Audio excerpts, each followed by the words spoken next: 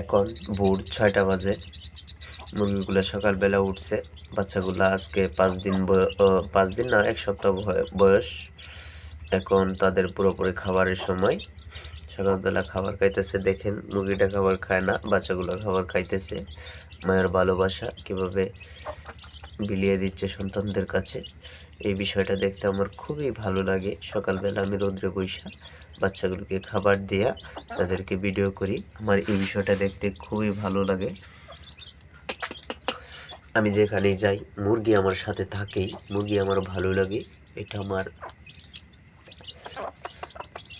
শুধু ব্যবসা না, আবেগে পরিণত হয়ে গেছে, যা আমার জীবনের একটা অংশই। এখন আমি মুরগি পালন করি। আমার এটা খুব ছোটবেলা থেকেই অভ্যাস মুরগি পালন করা।